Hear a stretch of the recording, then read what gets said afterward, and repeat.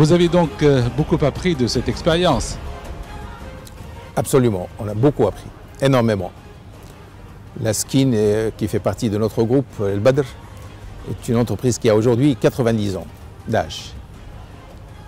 Elle a une bonne petite expérience dans la construction navale, mais pas dans ce domaine militaire. Et donc ça a été une grande opportunité pour la Skin, mais aussi pour le savoir-faire tunisien. On a capitalisé un peu ce savoir-faire et on a beaucoup appris, et il y a encore à apprendre. Vous avez pris le risque de participer à cette aventure? Absolument, c'est un peu l'esprit de notre groupe. C'est de prendre un peu de risque, et celui qui ne risque rien ne peut rien faire. Et donc on a évidemment calculé un peu de risque, mais on l'a pris. Dieu merci, on a réussi ensemble cette excellente expérience. La construction a pris à peu près 18 mois pour le prototype. Absolument. La prochaine unité sera produite en combien de temps? En beaucoup moins, je dirais pas plus que 12 mois pour la première unité, mais après on est capable de sortir une autre unité tous les 3-4 mois. Le coût a été réduit d'à peu près 40% par rapport aux coûts internationaux, plus ce que l'État gagne en taxation et autres fiscalités. Est-ce que vous allez continuer à comprimer les coûts? C'est sûr qu'on va, évidemment, pour les prochaines unités, le savoir-faire, on va capitaliser le savoir-faire pour comprimer, parce qu'au début, il y avait des choses qu'on découvrait ou sur lesquelles on n'était pas très précis. Mais maintenant qu'on a fait cette expérience, et puis avec les prochaines expériences, c'est sûr qu'on va réduire et le nombre d'heures, acheter mieux, aller plus vite, gagner de la matière. Il y a beaucoup de choses à faire, c'est sûr. À droite 10. Bien. À volant. Bien. Stopper. Zéro là-bas. Zéro là-bas. Bien. Comme ça. Comme ça. 305. 3-1-0. 3-1-0.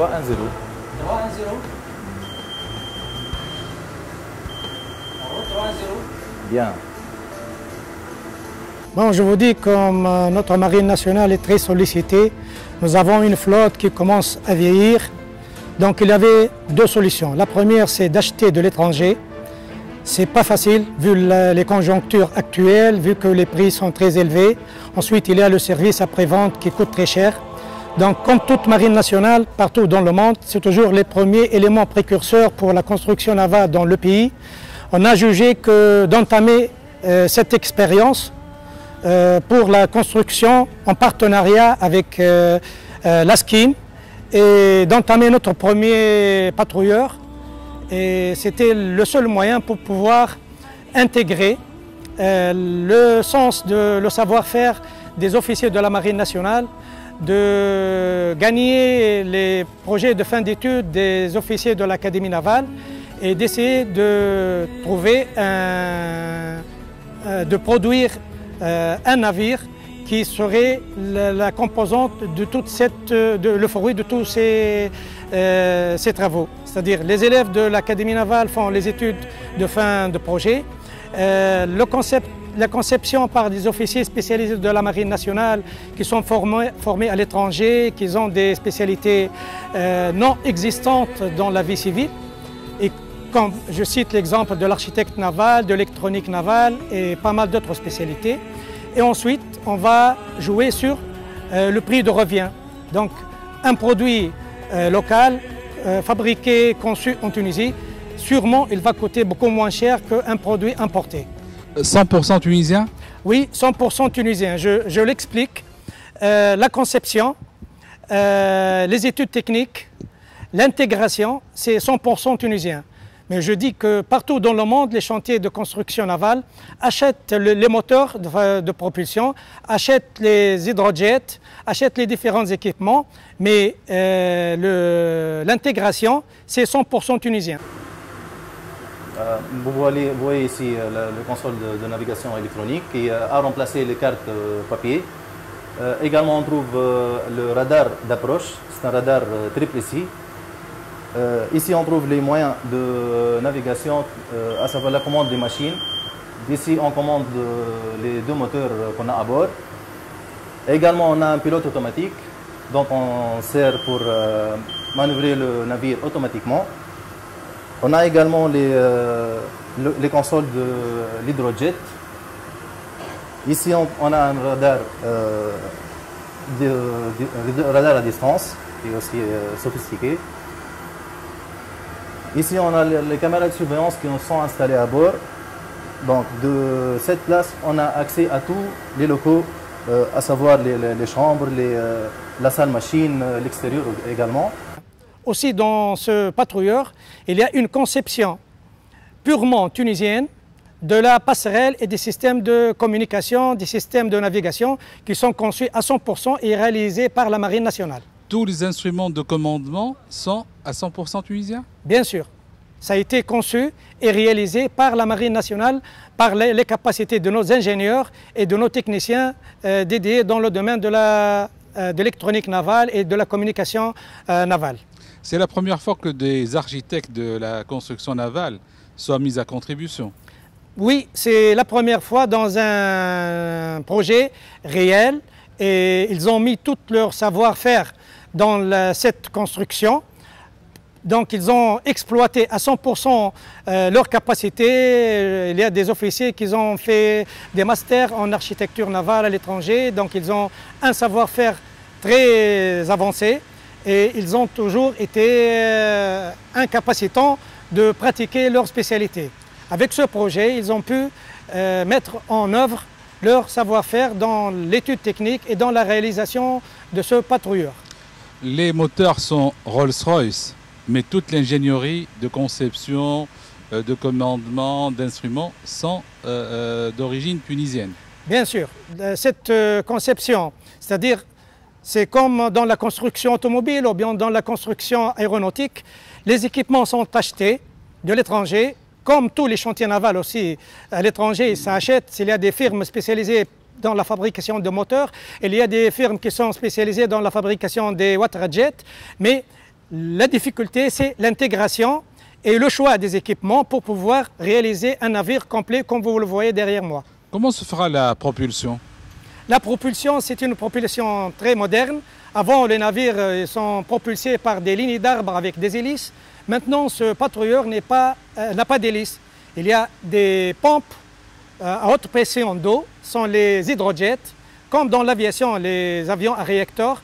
Donc maintenant, c'est la poussée d'eau sous pression qui fait avancer le navire. Donc ce sont des hydrojets de marque Rolls-Royce, c'est l'une des plus importantes firmes qui fabrique ce matériel.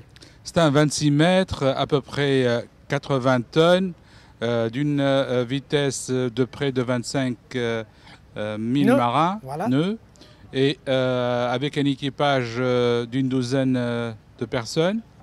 À quoi va servir ce patrouilleur? Donc le nom l'indique toujours dans le jargon militaire, marine, un patrouilleur, donc il sert à patrouiller. Le patrouilleur, c'est un garde-côte, donc on a toutes les menaces qui sont sur la première ceinture, la ceinture proche de nos côtes. Comme vous le savez, c'est 1300 km, donc on a besoin de pas mal de patrouilleurs pour pouvoir patrouiller jour comme de nuit et lutter contre toutes les menaces d'agression, les menaces de terrorisme, les menaces de contrebande, les menaces de migration clandestine. Donc il y a une présence sur tout le littoral tunisien et on aurait besoin de pas mal de patrouilleurs de ce type pour pouvoir accomplir nos missions de la Marine nationale. Le choix du nom de ce navire, Istiqlal, n'est pas fortuit. Pourquoi vous avez choisi ce nom? Oui, donc Istiqlal, ça rappelle deux événements. Le premier événement, ici même dans ce port, en 1959, la Marine nationale française a cédé un patrouilleur à la Marine nationale, à l'époque très jeune, un patrouilleur que la Tunisie lui a donné le nom de Istiqlal. Donc ce Istiqlal, il est passé à la réforme depuis des années et comme les traditions de la Marine l'exigent, on garde ce nom pour de futurs patrouilleurs. Ce nom a été donné à ce patrouilleur pour toujours garder le nom de Istiqlal, mais aussi pour dire qu'un signal très fort, on est maintenant passé à l'Istiqlal contre l'importation de navires et on veut essayer de produire nos mêmes produits. Donc c'est cette phase-là qui est déjà apparente qui symbolise le nom de ce navire. Première mission pour l'Istiqlal, c'est quand? C'est dès la fin des essais préliminaires qui sont déjà presque en phase d'achèvement. Il a été... le drapeau a été hissé il y a quelques jours par Monsieur le Président de la République. Et maintenant, il lui reste quelques semaines pour pouvoir faire sa première mission comme tous les navires de la Marine nationale. C'est un navire qui est aux normes internationales. Bien sûr, ce navire a été mis sous les normes de Bureau Veritas. Donc on a fait une convention avec ce bureau pour pouvoir suivre toutes les phases de la construction qui sont toutes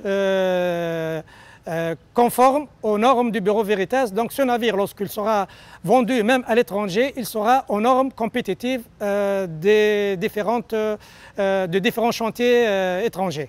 À partir de Paris, Veritas International a accompagné l'ensemble du projet depuis sa conception, puis a validé chaque étape. Bien sûr, ça a été validé depuis la conception, l'étude et la réalisation. Ça a été suivi même sur le chantier par les inspecteurs du Bureau Veritas qui sont au chantier pour suivre les différentes phases et les valider. Au niveau du coût, rien que les logiciels, si vous avez acheté les licences, ça aurait coûté combien? Bon, disons, pour un petit patrouilleur, d'acheter une licence, ça coûterait les environs d'un million de dinars. 1 million de dinars? Oui, c'est... Mis à part, les ventes seront tous majorées par des quotes-parts pour les fournisseurs à chaque construction. Et là, c'est déjà une économie. Et là, c'est déjà une économie parce que le produit, c'est une patente tunisienne. Donc, on n'aurait pas à dépenser de l'argent pour pouvoir produire des sister ships. Et l'économie totale est de à peu près 40% par rapport au standard. Oui, bien sûr, 40% moins que ce qui est vendu sur le marché international. Et une qualité meilleure. Et une qualité meilleure qu'on maîtrise aussi bien dans la construction que pour le service après-vente qui est très important.